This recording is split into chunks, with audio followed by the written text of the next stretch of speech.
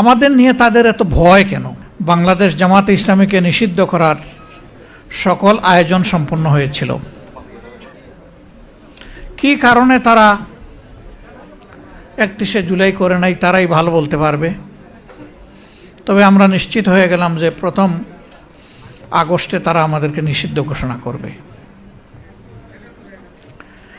এর আগেও আমাদের সংগঠন বারবার স্বৈরাচারী সরকারের রুষানলে পড়ে নিষিদ্ধ হয়েছে। সুতরাং এই অভিজ্ঞতা আমাদের জন্য নতুন ছিল না। কিন্তু বাংলাদেশকে নিয়ে আমরা চিন্তিত হয়ে পড়লাম। তাহলে কি আধিপত্যবাদের বিরুদ্ধে এই দেশে আর কোনো সংগঠন তার অস্তিত্ব টিকিয়ে রাখতে পারবে না?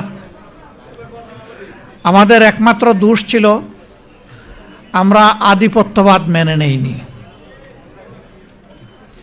এবারও দেখবেন ভারতের তরুণরা রাস্তায় নেমেছে, ছাত্র রাস্তায় নেমেছে।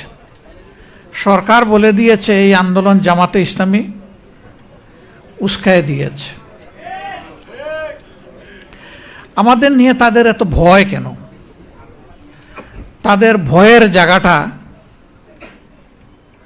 এককালীন একজন প্রতিমন্ত্রী তিনি বলেছিলেন যে বাংলাদেশে এক এক করে সকল রাজনৈতিক দলকেই পকেটে ঢুকিয়ে ফেলেছে একটা দেশ, শুধু একটা দলকে পারে নাই, এই দলের নাম জামাত ইসলামী। তিনি কিন্তু তখন অন্য দলের নেতা ছিলেন, শীর্ষস্থানীয় নেতা। এই জায়গায় সমস্যা আমাদেরকে নিয়ে। এর আগেই আন্দোলনের প্রতি আমাদের পূর্ণ সমর্থন ছিল, কিন্তু এই দিন আমরা সিদ্ধান্ত নিলাম যে নাও ডু অর ডাই, হয় মরব না হয় বাঁচার মতো বাঁচব।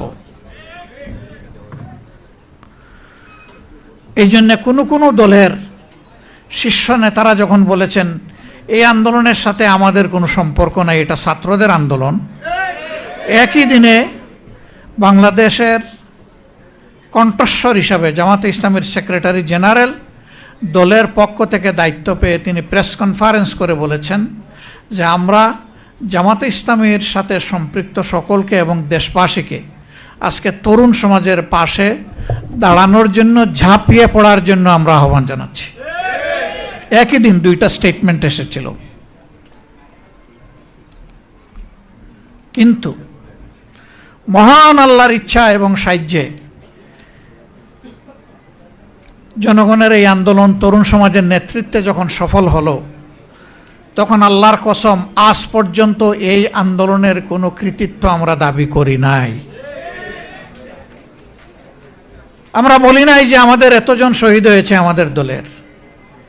আমরা বলি নাই যে আমাদের দলের কেউ এই আন্দোলনের মাস্টার মাইন্ড ছিলেন। আপনারা সবাই তার সাক্ষী। আমরা 6 তারিখ থেকে বলি নাই যে আগামীকালকে নির্বাচন দিয়ে দেন। আমরা 2-4টা আবেদন জানিয়েছিলাম। প্রথমত আমাদের দলীয় সহকর্মীদেরকে, কারণ এই দলটি বড় মজলুম দল ছিল। যেই দলের এক এক করে 11 জন নেতাকে হত্যা করা হয়েছে ঠান্ডা মাথায়, 1000 কর্মীকে হত্যা করা হয়েছে ঠান্ডা মাথায়, নারী পুরুষ শিশু বৃদ্ধ, কোনো বাস বিচার ছিল না। আপনার স্বপ্নগুলো আকাশ ছুবে প্রবাসীর হেলিকপ্টারের মাধ্যমে। বিয়ে, জন্মদিন অথবা যে কোনো বিশেষ প্রয়োজনে হেলিকপ্টার ভাড়া করতে যোগাযোগ করুন স্ক্রিনে দেয়া নাম্বারে। প্রবাসীর হেলিকপ্টার, নিরাপদ ও সাশ্রয়ী বাহনের বিশ্বস্ত নাম।